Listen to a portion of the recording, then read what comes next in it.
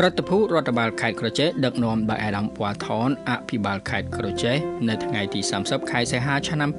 2025អញ្ជើញចុះទស្សនកិច្ចនិងជួបសមាជិកជាមួយតំណាងក្រុមហ៊ុននិងកម្មករនៅក្រុមហ៊ុន Thaco Agri ស្ថិតនៅឃុំក្រញូងសែនជ័យស្រុកស្នូលខេត្តក្រចេះដែលកំពុងដំណើរការផ្តល់ការងារដល់កម្មករជាង 10000 នាក់និងបន្តស្វែងរកកម្មករបន្ថែមជាង500នាក់ទៀតជាមួយនឹងសកម្មភាពនេះអាដាមវ៉ាថនបានលើកឡើងថាក្រុមការដឹកនាំរបស់រាជរដ្ឋាភិបាលបច្ចុប្បន្នបានធ្វើឲ្យខេត្តក្រចេះមានការរីកចម្រើនយ៉ាងខ្លាំងពិសេសកំណើនក្រុមហ៊ុនរោងចក្រសហគ្រាសដែលគិតមកទល់ពេលនេះគឺមាន11ក្រុមហ៊ុននិងមានកម្មករកម្មការនីកំពុងបម្រើការទន្ទឹមនឹងការកើនឡើងនៃក្រុមហ៊ុនរោងចក្រសហគ្រាសនេះក្រុមហ៊ុន Thaco Agri ក៏កំពុងផ្ដល់ការងារដល់កម្មករនិយោជិកប្រមាណ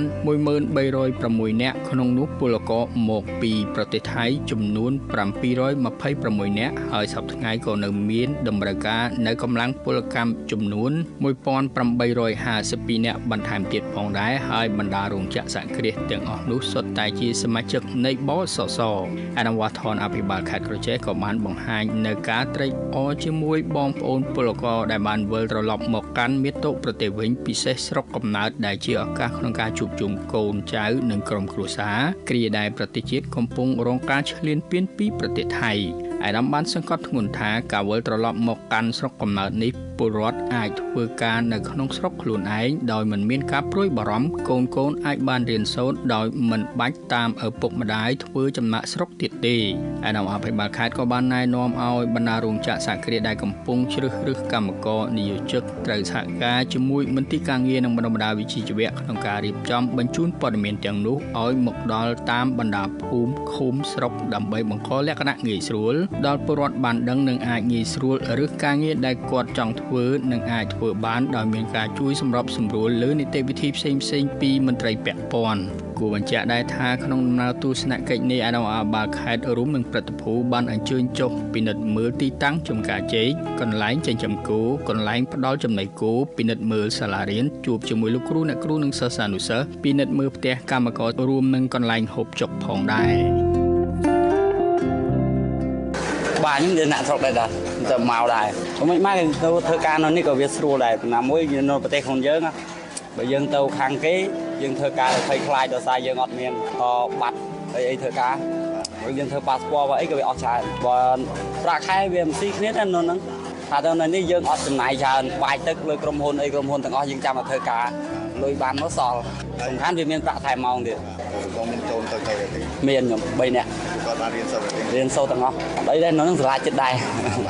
បាទខ្ញុំសូមអរគុណដល់រដ្ឋាភិបាលដែលបានបង្កើតក្រុមហ៊ុនរោងចក្រជ័យយើងនេះបានបងប្អូនយើងអត់មានការងារធ្វើអាចមកសុំស្នាក់ធ្វើការបានមាននឹងកន្លែងស្នាក់នៅព្រីបាយទឹកព្រីប្រាក់ខែក៏វាសមរម្យវាមិនស៊ីស្រុកគេប៉ុន្មានទេហ្នឹងហើយសូមប្រាំមកបងប្អូនដែលនៅចំណាក់ស្រុកហើយចង់មកធ្វើការអីតាក់ទងមកតាមក្រុមហ៊ុនចការចេញនេះត្រូវការមនុស្សច្រើនណាស់បើងាយគ្រប់ទេមនុស្សបាទយើងនៅណាដែរបងខ្ញុំនៅស្រុកស្នួលខេត្តកញ្ចេះហ្នឹងចូលធ្វើការនៅនេះរយៈពេល1ឆ្នាំហើយតែបានមើលចូលខែ12ឆ្នាំទៅមុនក៏មកបកធ្វើស្រែចការធម្មតាតែឥឡូវបានមកធ្វើការនៅទីនេះយើងមិនដែរទឹកខែបើជាពីមុនយើងមិនដែរវាសំរុំទូយកបានចាព្រោះមានកន្លែងស្នាក់នៅបាច់ដឹកលើក្រុមហ៊ុនទាំងអស់តែខែមានប្រាក់លើទឹកចិត្តចាហើយមូលហេតុអីបានយើងមិនចំណាក់ស្រុកទៅដូចគេមូលហេតុខ្ញុំខ្ជិលទៅឆ្ងាយស្រុកគេ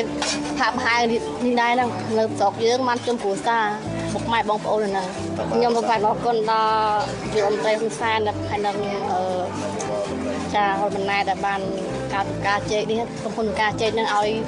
ប្រជាជនខ្មែរយើងបានធ្វើការនៅក្នុងស្រុកកុំចំណាក់ស្រុកក្រៅអញ្ចឹងចាសូមឲ្យបងប្អូននៅប្រទេសថៃមកចូលមកធ្វើការនៅស្រុកខ្មែរយើងវិញអញ្ចឹងព្រោះស្រុកខ្មែរយើងក៏មានការងារច្រើនដែរចា